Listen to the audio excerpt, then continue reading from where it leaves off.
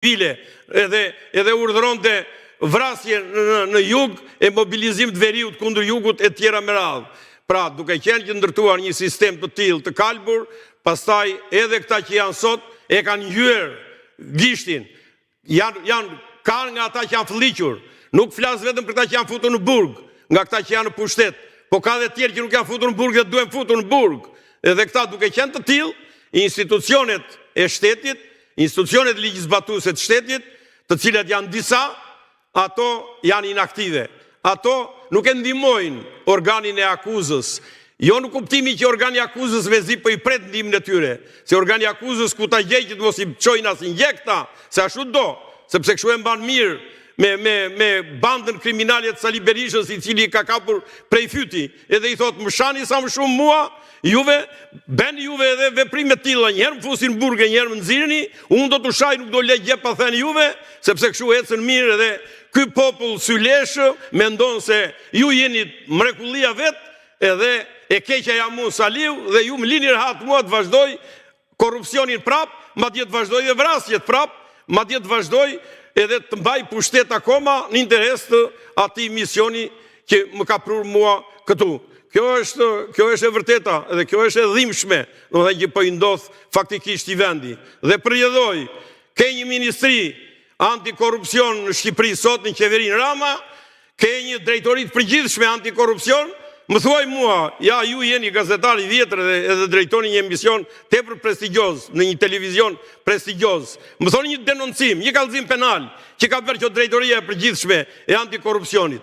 Më thoni diçka mua anti-shqiptare, që po zhvillohet edhe që po i hap jetën këtij vendi, jo thjesht dhe vetëm me shitjen e detit, jo vetëm edhe thjesht me akte terroriste të atij horrit atje të asaj të Himarës, që do e bënte dhe kryetar bashkie, Sali Berisha dhe që rri krah për krah atje në Athinë me të.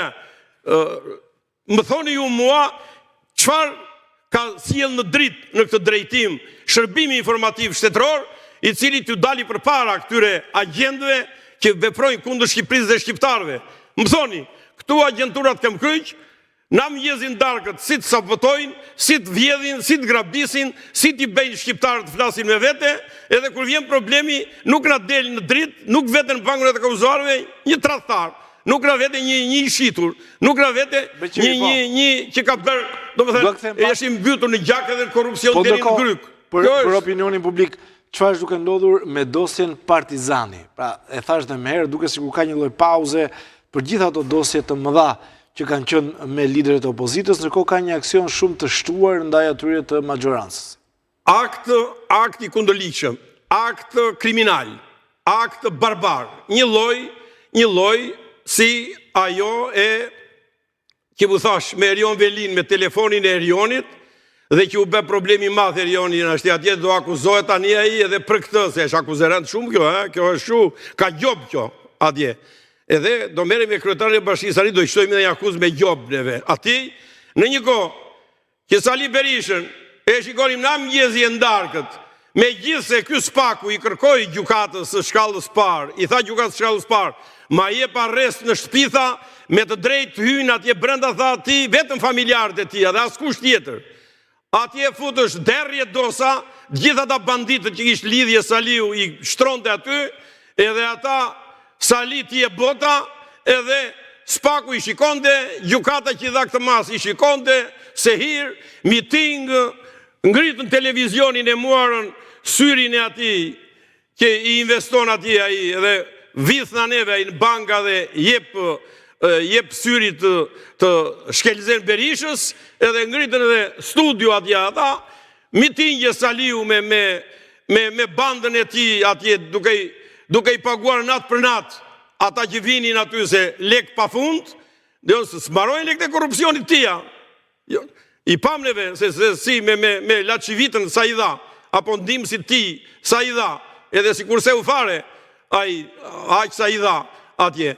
Dhe një njeri tillë, si hyn gjemër kem, bejti si duash, ti je i lirë të veprosh si të duash, kurse Për këta tjere, do më thënë, këta janë të lopës këta, edhe me që janë të lopës këta, do t'i shqelmoj mirë ne, sepse i kemi ne ndorë, ne mjafton të kemi mirë, do më thënë, këtë misionarin e Serbis, mjafton që këtë në sundoj këtu në pa tjertë, pasaj letë vdesi Shqipëria edhe Shqiptarët, si pas kësaj psikologjie. Përjedhoj, kompleksi partizani, si qeshtje, duhet kalon dhe një gjyq brenda një muaj e ka ligji, me ligj. Ligji është i shenjtë, nuk thyet. Nëse ti do t'a kalosh këta fat, do t'japësh shpjegime njërë, pse e theve këta fat, pse kalove një muaj. Ka kaluar afati, sa ka kaluar? Po një muaj e shafati, ka kaluar 6 muaj. 6 muaj. 6 muaj, po s'ka përvakit në seancë, se nuk kesh problemi se jemi një gjyq themeli. Në gjyqin e themelit, si që kemi Fatmir me diun, ti edhe mund të viç vërdall, se të bjen vërdall avokatët, jo merr këtë akt, jo merr atë, jo të pyet këtë dëshmitar, jo të pyet edhe ai. Po seanca e gjyqtarit paraprak, seanca e gjyqtarit paraprak është dosja. Zotëri, ke pretendime, qa pretendime ke? Bjeri me shkrim.